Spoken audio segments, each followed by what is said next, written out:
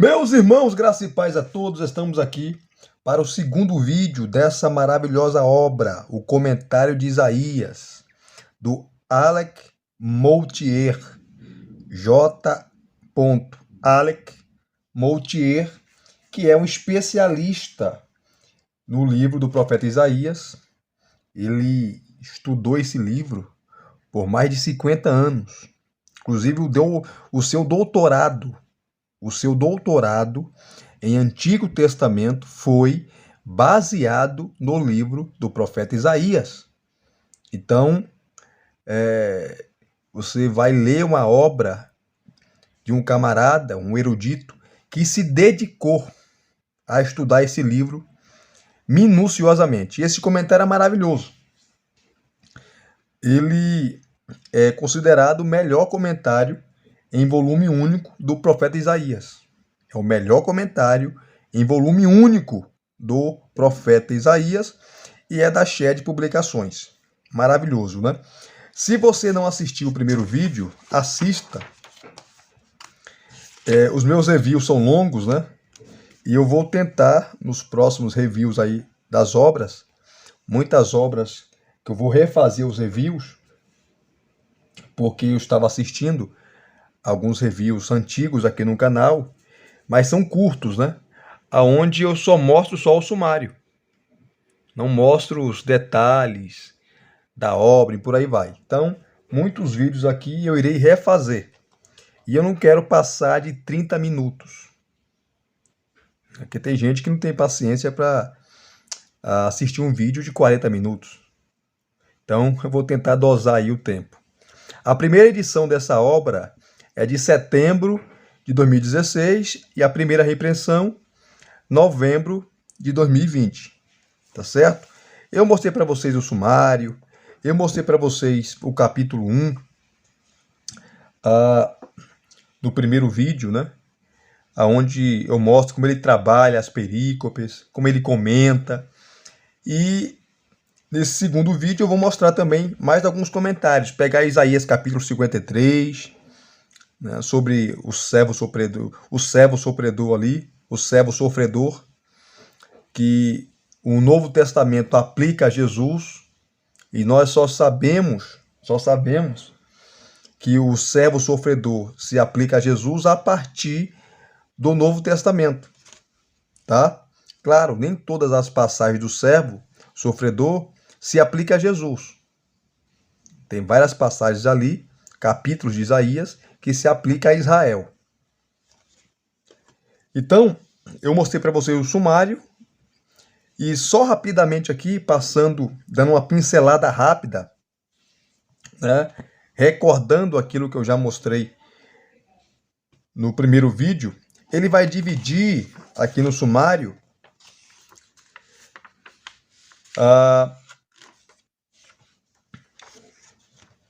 o comentário, esse maravilhoso comentário, em 3 partes. A primeira parte, ele vai do capítulo 1 ao 37, que é o livro do rei. Capítulo 1 ao capítulo 37. É o livro do rei. E aqui, ele vai fazer toda a exposição, né? Quem tem comentários sabe disso, né? E ele vai trabalhar aqui todos os capítulos até o capítulo 37. E aqui ele tem os subtítulos, né? Como o primeiro subtítulo, que é o prefácio. Judá, diagnóstico e prognóstico, que vai do capítulo 1, versículo 1, até o capítulo 5, versículo 30. Tá? Aí depois a segunda subdivisão está aqui, ó, o triunfo da graça, que vai do capítulo 6, versículo 1, até o capítulo 12, versículo 6. E assim sucessivamente. Então, o livro do rei, capítulo 1 ao capítulo 37. Depois você tem o segundo livro, que ele coloca aqui o nome como livro do servo, o livro do servo, que vai do capítulo 38 ao capítulo 55. O servo aqui é o servo sofredor. Várias passagens aí do capítulo 38 ao capítulo 55, ele vai explicar aqui. E tem também as subdivisões, tá? as subdivisões, até chegar ao capítulo 55. E a última parte, você vai ter o livro do Conquistador Ungido. O livro do Conquistador Ungido, que vai do capítulo 56 a 66. Tá certo? Para muitos teólogos, até ortodoxos, eles vão entender que o livro do profeta Isaías não teve um único autor. Começou com Isaías, mas ele não terminou o livro. E os estudiosos dividem o livro de Isaías em 3 partes também. O proto-Isaías, que vai do capítulo 1 ao 39. O Deutero-Isaías, que vai do capítulo 40 ao 55. E o Trito-Isaías, que vai do capítulo 56 a 66. O J. Alec Moutier, ele vai defender que o livro teve um único escritor. Tá? Ele vai pegar aqui a introdução. Tá aqui, ó. A literatura de Isaías, Isaías como autor, o livro de Isaías e o texto de Isaías. Na academia, gente, essa posição do J. Alec Moutier, que é uma posição ortodoxa, não é defendida. Mais de 70% aí, 80% dos estudiosos em Isaías, hoje, defendem essa tripla divisão. O proto-Isaías, o deutero-Isaías e o trito-Isaías. E o livro não teve um único escritor. Isso aí é academia. O J. Alec Moutier defende que o livro teve um único escritor, a saber, Isaías. Tá? E vamos pegar aqui um capítulo, capítulo 53, rapidamente. Vamos lá, o capítulo 53. Antes do 53, deixa eu pegar o capítulo 38, né? Que é a última parte aqui, que é a terceira parte, na verdade, a segunda parte, né? Vamos lá. Eu não vi nem a página, mas está aqui, ó. Página 385. Isaías, do 38 ao 55, o livro do servo. Ele coloca esse nome, né? O livro do servo. Tá? Ele começa com uma pequena introdução a esses capítulos. Depois ele vai para a subdivisão, tá? Deixa eu pegar aqui, ó. A segunda parte. O livro começa com um prólogo histórico. A doença de Ezequias, que é o capítulo 38, se torna o pretexto para uma missão diplomática de Merodach-Baladã da Babilônia, capítulo 39. Desse fato surge a predição do cativeiro babilônico. Cativeiro babilônio, ou babilônico também, né? Isaías, para o resto do livro, e segue o padrão que desenvolveu em conexão com a crise final da Síria no capítulo 28 e 35. Primeiro, ele lida com a situação em termos de princípios da ação divina, capítulo 40, versículo 1, até o capítulo 42, versículo 17. A seguir, ele passa a aplicar sua mensagem à situação histórica ao mesmo tempo em que combina oráculos que olham para a frente, para o futuro, sem data. Aqui tem os capítulos. Isaías finalmente prevê os atos supremos de Deus, embora os veja em formas de pensamento sugeridas pela crise histórica pela qual o povo de Deus tem de passar. Capítulos 49 a 55 e 33 a 35.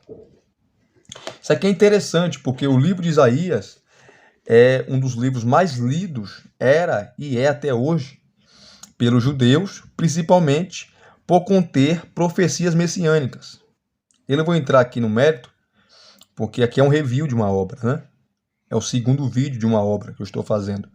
Mas é um debate muito grande, porque o Jesus que é apresentado no Novo Testamento para os judeus não tem nada a ver com o Messias. O Messias prometido, não só em Isaías, mas também lá em Zacarias, em Miqueias, Ezequiel, Jeremias, no Antigo Testamento, tinha aspectos políticos, porque ele é filho de Davi. E Davi foi um estadista. Davi foi um rei. E assim como Davi foi um rei, governou a nação de Israel, o maior rei da nação de Israel, assim também deve ser o seu sucessor, o Messias. E Jesus veio e não cumpriu essa esperança messiânica que todos aguardavam, né? Então, hoje, você conversar com um judeu sobre isso, ele nem vai querer te ouvir. Não, Jesus, não, ele é judeu, ele existiu, mas não tem nada a ver com o Messias. Porque assim como ele falou que era o Messias, muitos naquela época, na época dele, também falaram que era o Messias. Então, os judeus, eles são céticos nessa parte, né? E aqui, sobre o servo, né? Esse capítulo importante que o J. Alec Motyer ele vai tratar. Quem é o servo aqui em Isaías? Tá? Quem é o servo em Isaías? Lembrando aqui também que você vai ter várias notas de rodapé o tempo todo. Ele trazendo aí autores, trazendo pessoas que pensam diferente dele, que discordam dele, e por aí vai. Aqui você tem a divisão, né? A divisão. E, como eu falei, o servo sofredor, né, nessas várias passagens que ele vai comentar, na maioria dos casos é Israel. É Israel, porque há vários contextos que vai falar que o povo é Israel. E no capítulo 53, onde ele fala que esse servo morre, não pode ser aplicado a Israel, por vários motivos, né? Não dá para nós trabalhar aqui. Então você tem tese de doutorado sobre isso, porque fala que o servo morre, o servo redime a nação, e se o servo é o próprio Israel, como Israel morre e vai se auto-redimir? É um tema complexo, mas para os judeus não tem nada a ver com Messias. Nada a ver com o Messias. Não é uma passagem messiânica, porque o Messias não vinha para morrer, o Messias vinha para resgatar a nação, vinha para governar literalmente, e por aí vai. Então é um tema complexo. Para nós, nem tanto, porque nós cremos que a passagem se cumpriu em Cristo. Para os judeus, não. Eles não aceitam isso.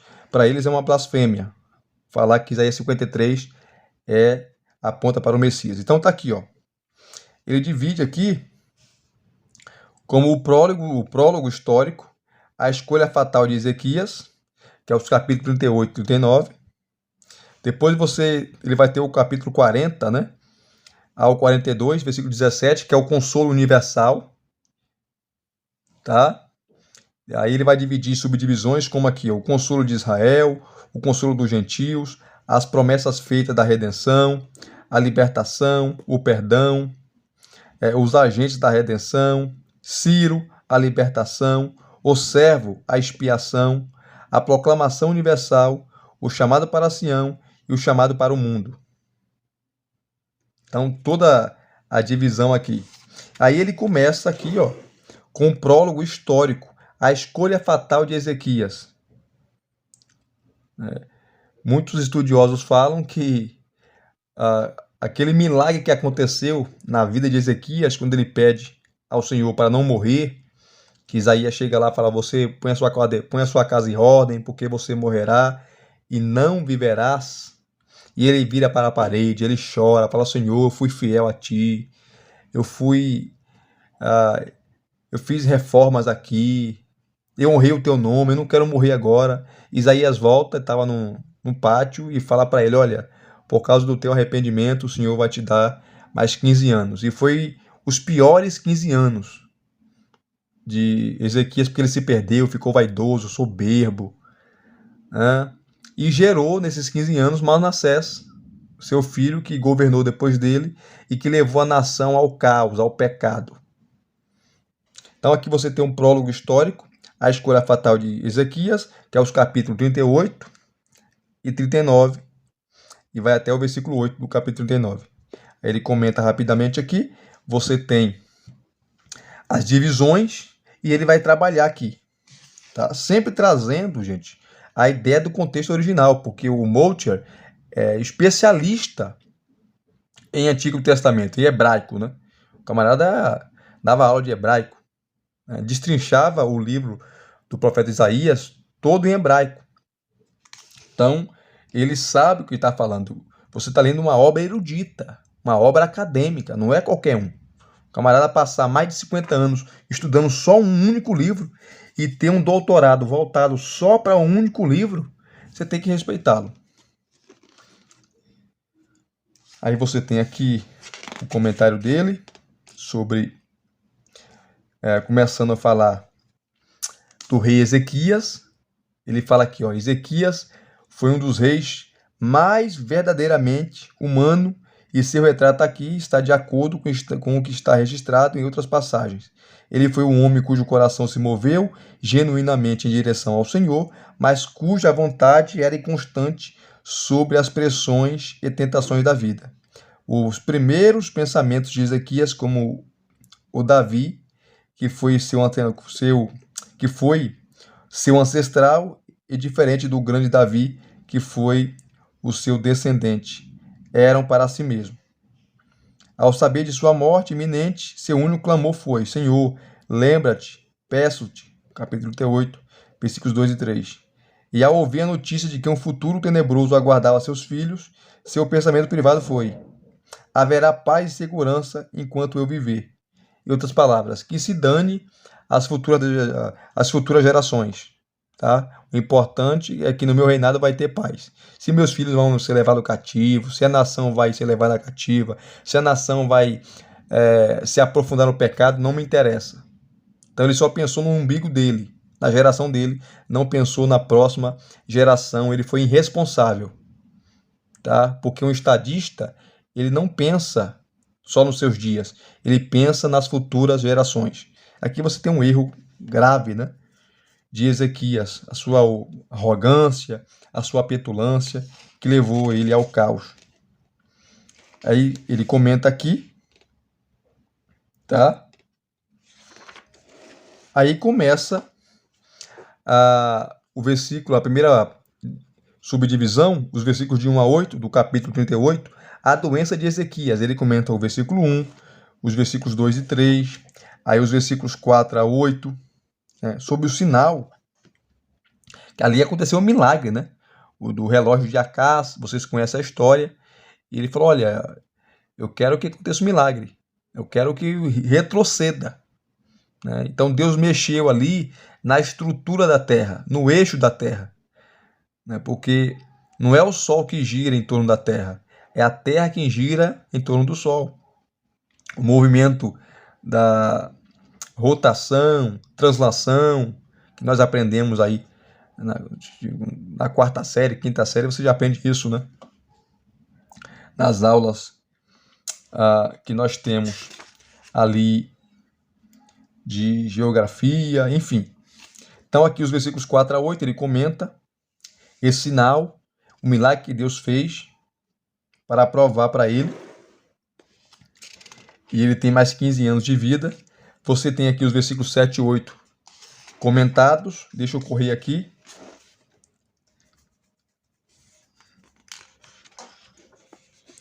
Aí dos versículos 9 a 20, você tem aqui, ó, o Salmo de Ezequias, uma meditação sobre a morte e a vida. Aí ele vai seguindo. Deixa eu correr aqui. Tá? As portas do Sheol, que no Antigo Testamento a expressão Sheol significa sepultura, mundo dos mortos, mansão dos mortos.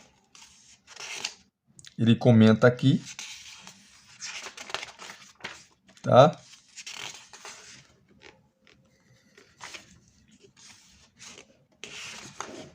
Ele é bem sucinto, ele não enrola, né? Acabando aqui o comentário, ele vem aqui para o capítulo 40, o consolo do mundo. Aí ele pega aqui o consolo de Sião, capítulo 40, versículo 1, do capítulo 41 ao capítulo 20, tá? E ele traz toda a subdivisão para você aqui, ó, prontinho, tá? Ele começa aqui, ó, pegando o capítulo 40, versículo de 1 a 11, falando das três vozes. Ó, as três vozes ordenam que se pregue o conforto. Aí tem as subdivisões, ó, a intervenção divina, a revelação universal, dos versículos 3 a 5. A palavra imutável de Deus, versículos 6 a 8. O advento do pastor guerreiro, versículos 9 a 11. Aí vem os versículos 12 a 31, que o Deus de Israel é o único, é o Criador, tá? Aí os versículos 41, ou melhor, o capítulo 41, de 1 a 7, o Deus de Israel é o governador da história. Aí sempre as subdivisões. Deixa eu correr aqui por causa do tempo. Aí ele começa comentando, tá? Capítulo 40. Inclusive o versículo 3 do capítulo 40 é uma profecia que é atribuída a João Batista. E o próprio João Batista, quando começa a pregar, cita Isaías capítulo 40, versículo 3. A voz que clama no deserto, preparai o caminho do Senhor, e por aí vai.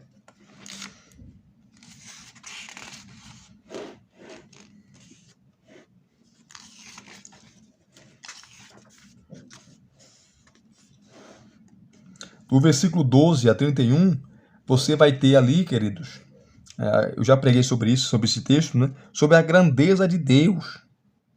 Deus, por meio de perguntas retóricas. Quem mediu na sua mão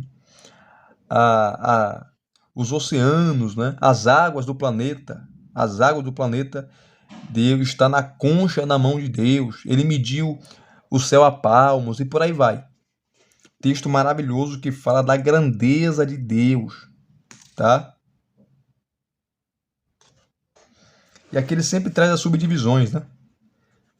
Sempre se atrai as subdivisões aqui, ó, de maneira maravilhosa, fantástica, tá? E sempre trabalhando aqui o texto, comentando, porque como é um comentário de volume único, ele não dá aquela ênfase, não um único capítulo com várias páginas, mas ele é sucinto. Ele te dá a informação que você quer em relação ao capítulo ou versículo. Vamos correr aqui.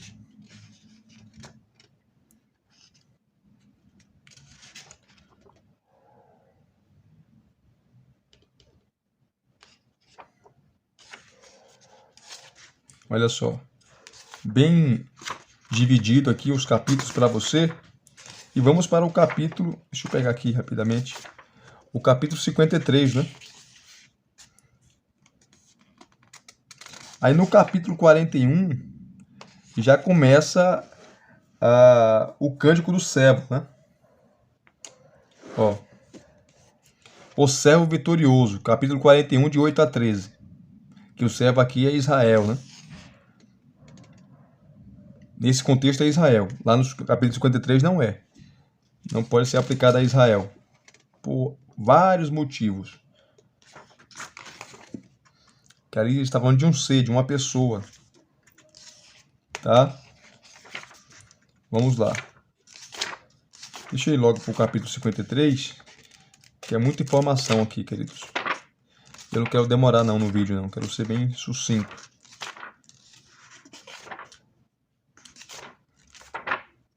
Capítulo 53, os capítulos mais pregados e mais citados no Antigo Testamento, né? Ou melhor, no Novo Testamento, né?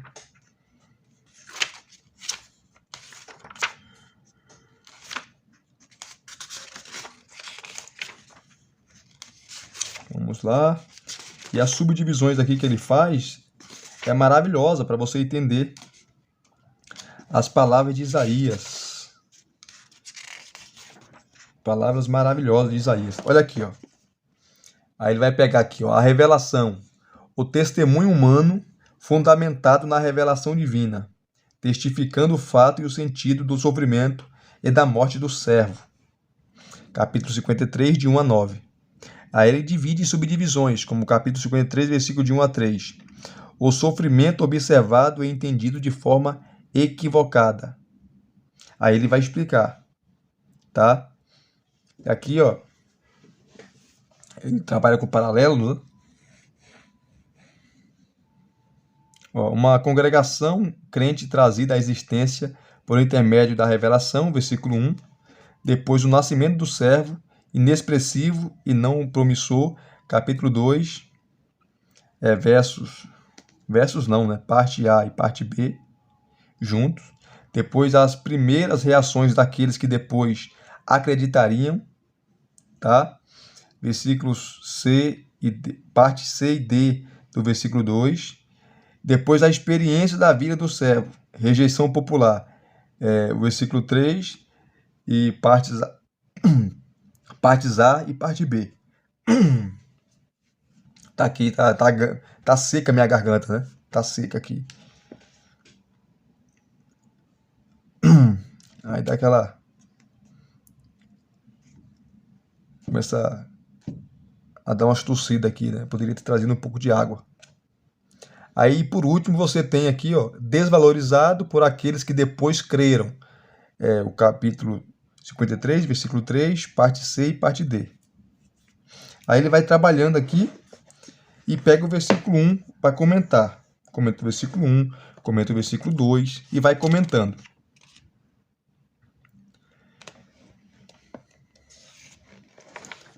Citando outros textos do Antigo Testamento. É maravilhoso. Aqui o versículo 3. Depois ele pega a segunda subdivisão, que é a explicação. O sofrimento vicário. O que é vicário? Substitutivo do servo. Vicário é substitutivo. O sofrimento vicário do servo. Nosso pecado e a vontade do Senhor. Versículos 4 a 6 do capítulo 53. Tá? O servo é de fato caracterizado pelos sofrimentos e dores, mas estes não são dele mesmo.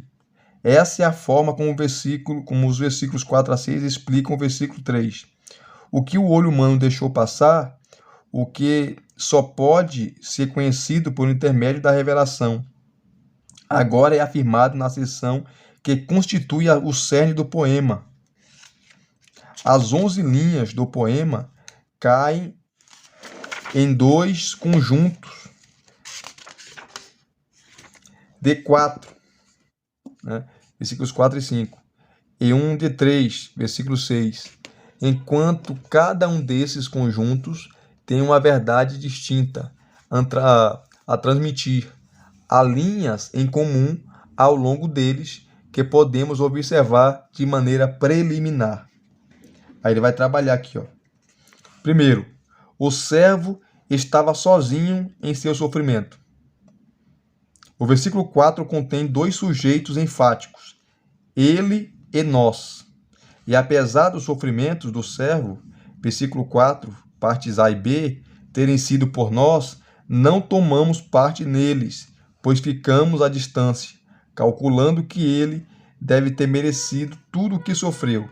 Parte C e D do versículo 4. Há um sujeito enfático no versículo 5. Ele, e essa ênfase inicial é refletida no que se segue. Ele foi transpassado, né, sobre ele, suas feridas. Enquanto ele, assim, lida com nossas necessidades morais e espirituais e também com nossa personalidade destruída. Não somos nem mesmo mencionados, exceto como contribuidores do pecado que causou o sofrimento. Dele quem? O servo. Há 2 sujeitos enfáticos no versículo 6, todos nós e o Senhor. Enquanto o servo sofre, ainda nos desviamos e o Senhor age como sumo sacerdote em relação à vítima servo. Põe nossos erros sobre ele. Por essa razão, o servo sofre isolado da humanidade e em distinção do Senhor. Ele sofre sob o nosso pecado e sob a mão do Senhor. B. Ele agiu por meio da substituição. Aí vem a expressão vicária, né? Aí vai explicando, ó, que o servo lidou com todos os aspectos da nossa necessidade, A sua obra de sofrimento cumpriu a vontade de Deus, enquanto nos desviamos. O fato de o servo carregar por vontade própria o nosso pecado foi cumprido pela ação divina de imposição do pecado. O Senhor, em seu servo, ligou com todos que mereciam sua ira. O servo é o Cordeiro de Deus. Aí vem o versículo 4. Tá? Aí ele vai explicando, tá, as características desse servo, né, que ele pode ser aplicado a uma nação, porque aqui é as características individuais, pessoais do servo, é uma pessoa. Né? É uma pessoa. Nas outras passagens sobre o servo, você pode aplicar a Israel, porque o contexto deixa claro. Mas aqui não.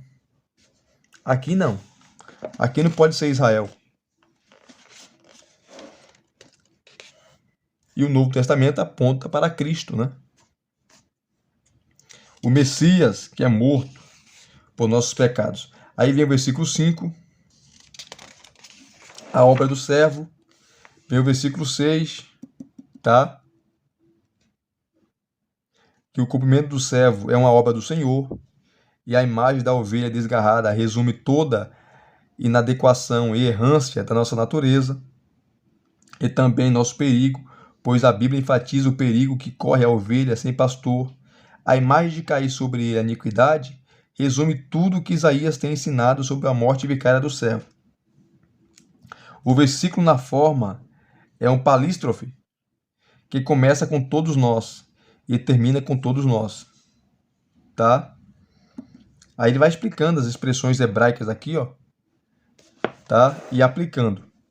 Depois ele pega os versículos 7 a 9. Ele trabalha com as subdivisões e bem explicadinho.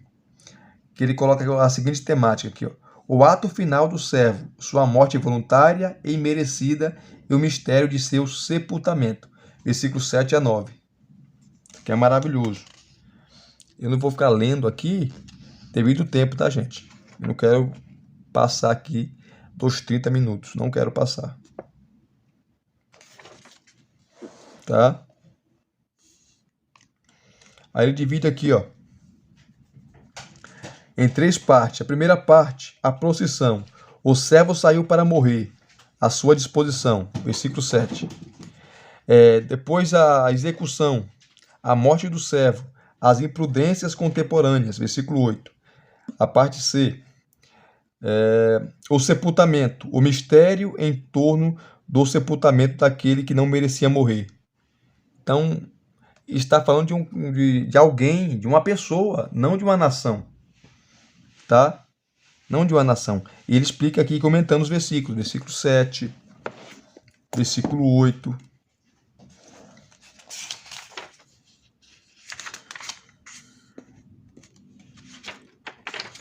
Versículo 8 é longo aqui, ó, comentando. O versículo 9.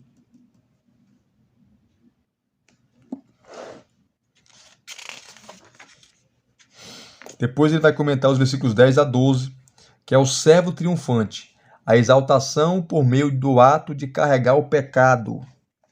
O pecado de quem aqui ele está carregando? O pecado de Israel? O pecado da humanidade? Né? Aqui é uma discussão acadêmica gigantesca. Eu não vou entrar, porque aqui é um review, né? Então ele trabalha aqui, ó, as questões exegéticas desses versículos e assim sucessivamente, os versículos 10 a 12. Para depois começar a comentar. Aqui ele traz aqui um paralelo dos versículos 10 a 12 e as subdivisões, tá? Então ele divide aqui bem, o texto é bem retalhado, tá? Versículo 10, o significado e os efeitos da morte do servo, tá? Aí você tem aqui a alma do servo. O prazer divino, versículo 10, parte A, sua morte como oferta pela culpa, versículo 10, pela parte B, a família do servo, parte C, o servo executor, parte C e D, do versículo 10. Aí você tem os versículos 11 e 12, que é o testemunho do Senhor para o servo. Tá? Aí é bem dividido, é bem retalhado, bem documentado, E aqui embaixo, como eu falei, você tem notas de rodapé o tempo todo que são maravilhosas. Tá? Aí ele vai comentar, o versículo 10. A morte do servo como oferta pela culpa.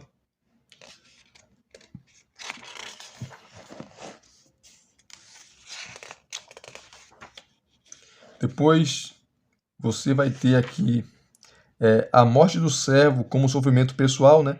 Versículos 11 e versículo 12, parte B do capítulo 53. Ele vai explicar aqui, tá? A morte do servo como voluntária, parte C e parte F do versículo 12, tá?